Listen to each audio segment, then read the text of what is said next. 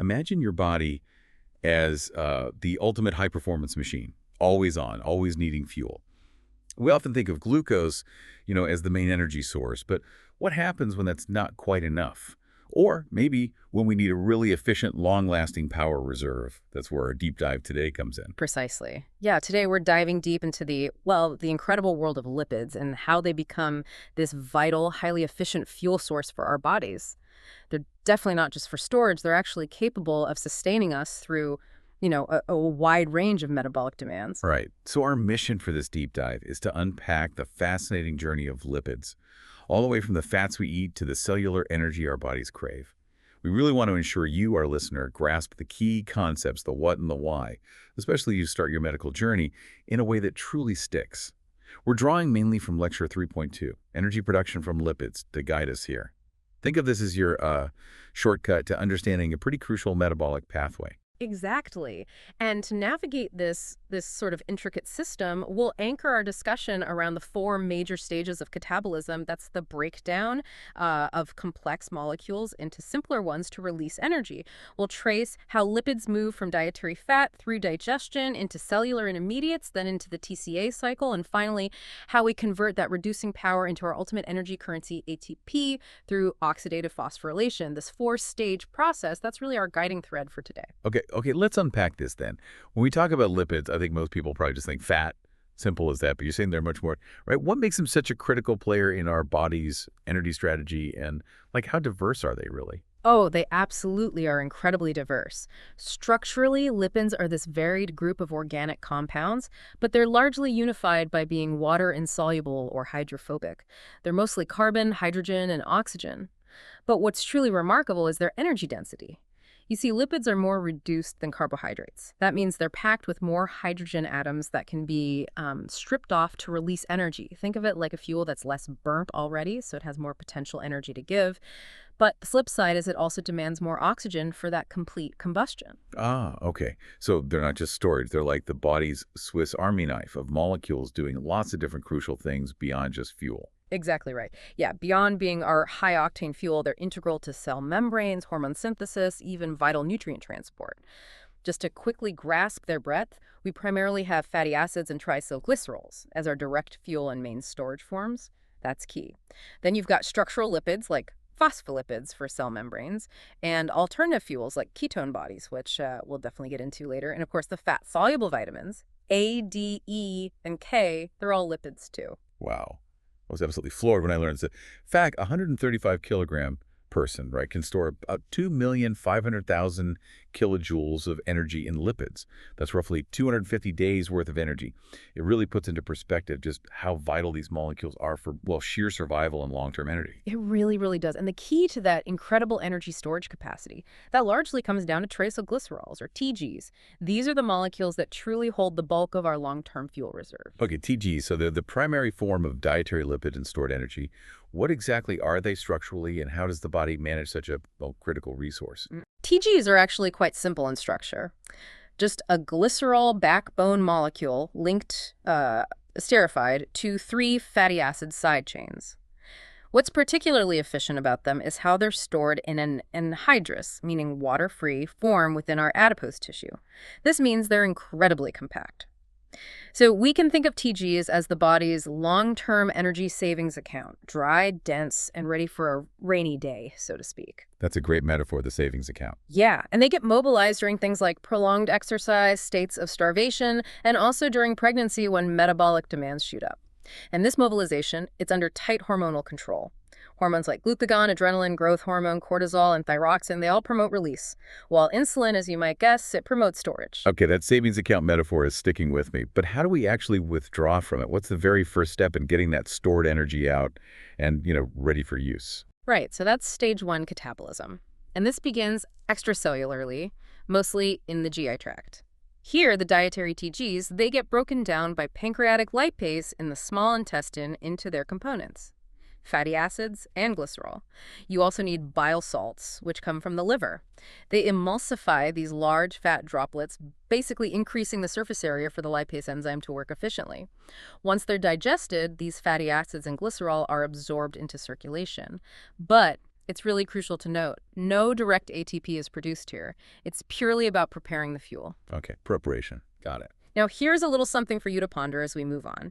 Given that fatty acids are so incredibly energy dense, why can't cells without mitochondria, think red blood cells, use them for fuel? Keep that question in the back of your mind. We'll circle back to it. All right, intriguing. So now that those TGs are digested, we got fatty acids circulating around.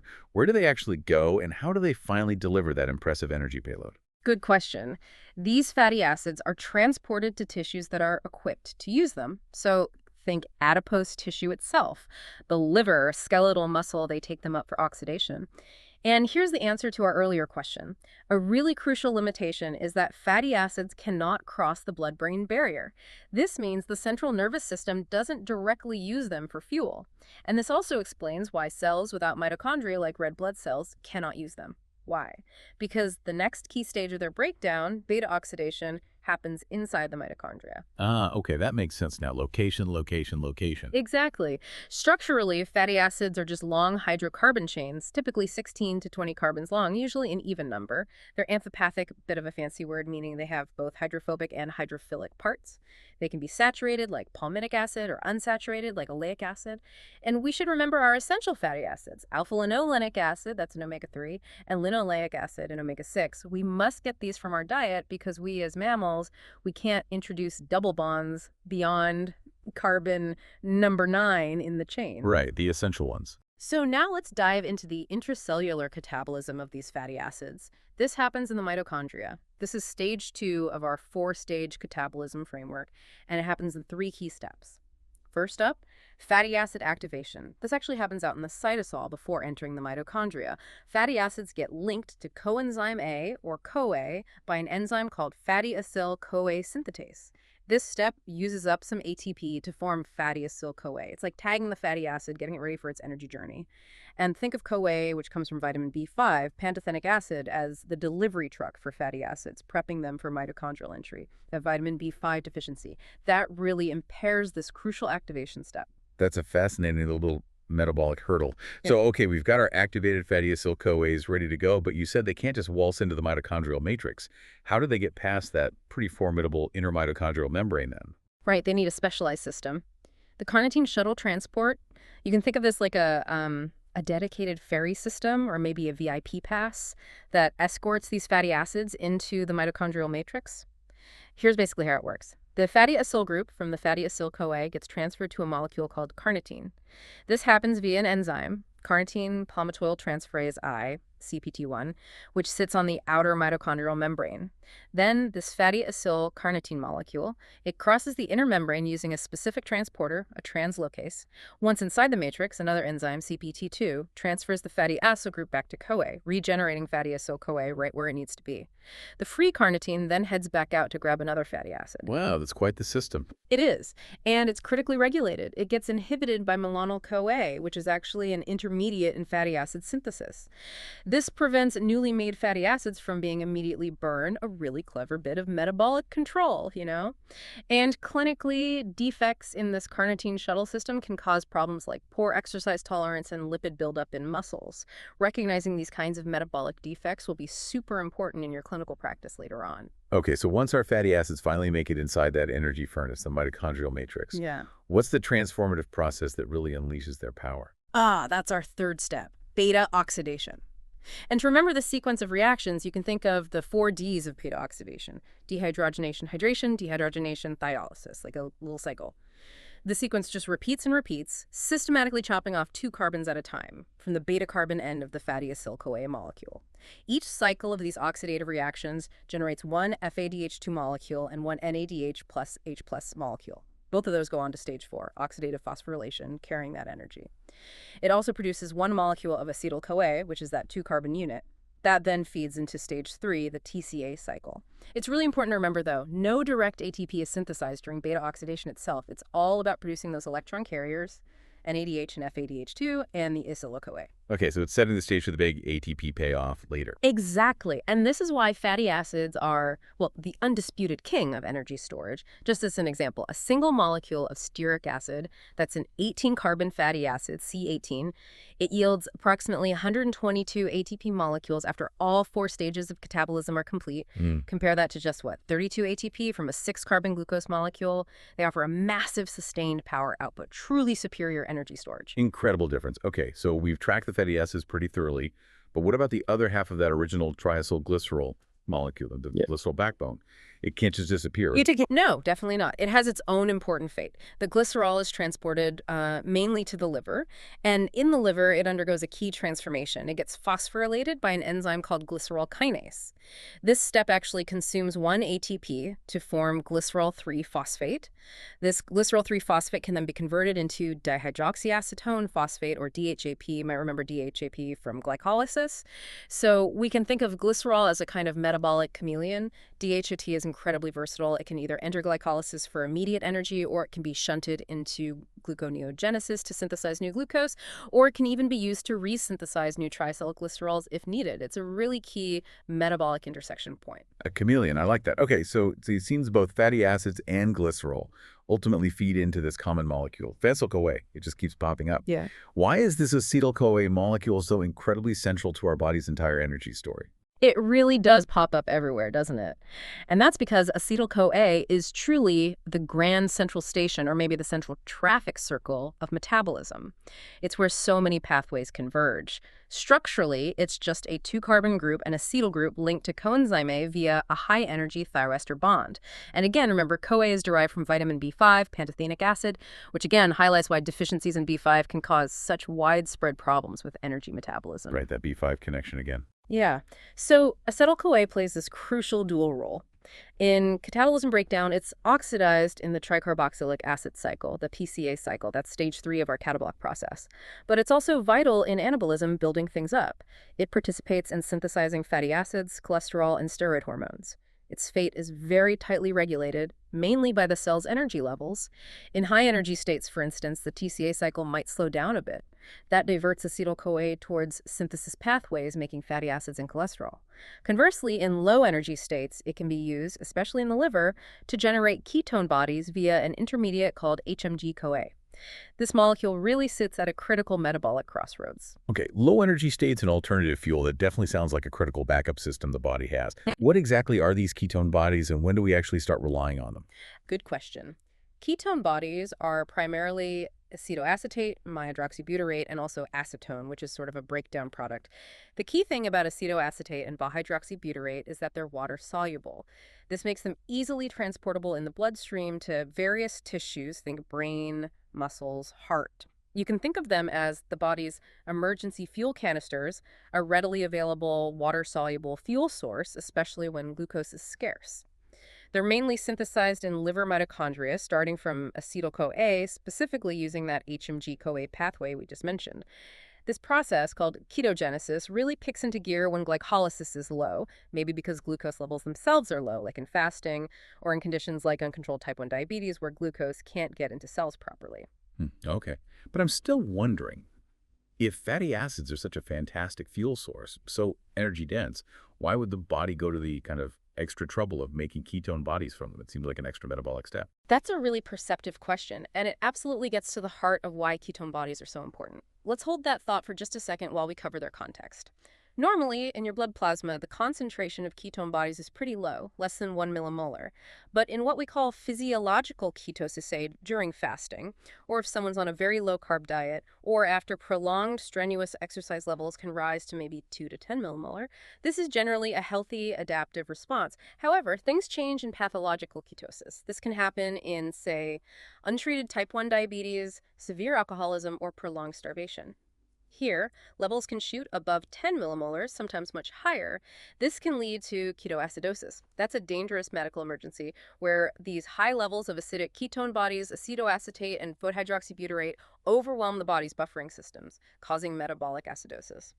You also see ketonuria, where ketone bodies spill into the urine because the kidneys can't reabsorb them all. And often you might notice that characteristic nail varnish remover or fruity smell on the breath. That's due to volatile acetone being exhaled. Wow, okay, so there's a big difference between normal adaptation and a dangerous pathological state. Absolutely. And the synthesis is tightly regulated, primarily by the ratio of insulin to glucagon. In a fed state, when insulin is high relative to glucagon, the pathway favors cholesterol synthesis from HMG-CoA. But in starvation, stress, or diabetes, when the insulin to glucagon ratio is low, the enzyme HMG-CoA lyase gets activated, promoting ketone body synthesis instead. Okay, so back to my question then. How do these ketone bodies actually help during those critical low glucose conditions? What's their unique, indispensable contribution? Right, here's the critical answer. Ketone bodies spare glucose. That's their main job. While many tissues, like the heart and muscles, can happily use ketone bodies for fuel, their really crucial role is fueling the brain during periods of low glucose availability. Remember how we said fatty acids cannot cross the blood-brain barrier? Well, ketone bodies can. They readily cross it. So by providing this alternative water-soluble fuel source to the brain and also to other tissues, ketone bodies effectively conserve the body's limited glucose supplies. That glucose is then saved for the cells and processes that absolutely depend on it, like our red blood cells, which have no mitochondria and can only use glucose. It's a remarkable, truly life-saving adaptation. Ah, the clicks. So they're the brain's lifeline when glucose is low, freeing up glucose for cells that have no other choice. Precisely. And briefly, we should probably also touch on the ketogenic diet, as it's quite popular now. Our source material mentions reported benefits, such as reducing seizures in some types of epilepsy, potentially aiding weight loss, maybe improving insulin sensitivity in diabetes, and possibly enhancing endurance performance. However, it's important to note potential downsides too. Short-term side effects can include things like nausea, headache, maybe constipation, and the source mentions potential long-term risks like hepatic steatosis, fatty liver, kidney stones, and nutrient deficiencies. These are important considerations highlighted in the material we're discussing, not endorsements, of course, just what the literature suggests. Got it. Well, what an incredible journey we've taken today. Seriously. We've moved all the way from dietary lipids, their digestion, activation, transport into the mitochondria, seeing how fatty acids and that glycerol backbone feed into the central hub of acetyl-CoA, and then understanding how when glucose runs scarce, the body so skillfully switches to making and using ketone bodies as this crucial backup fuel, especially protecting the brain. It really does highlight the incredible metabolic flexibility and adaptability of the human body. It's quite amazing when you break it down. And understanding these pathways, it's absolutely fundamental to grasping how the body maintains energy homeostasis balance, particularly under all sorts of different physiological and unfortunately pathological conditions. This is really foundational understanding for you as future medical professionals. Absolutely. And maybe here's a provocative thought for you to ponder as we wrap up. Considering the body's really intricate dance between all these different fuel sources and its remarkable ability to adapt over evolutionary time, what might be the long-term evolutionary trade-offs or maybe even the potential risks for modern humans whose diets often provide this constant, almost unrelenting surplus of easily accessible glucose? Could it be sidelining these intricate lipid-burning and ketone-producing pathways in ways we don't fully understand yet? Ooh, that's a fantastic question to chew on. It really makes you think about how our sort of ancient metabolic programming is coping with modern dietary habits. Well, this deep dive has been fascinating, but really it's just the beginning of understanding the incredible biochemistry that's powering us every single day. Keep exploring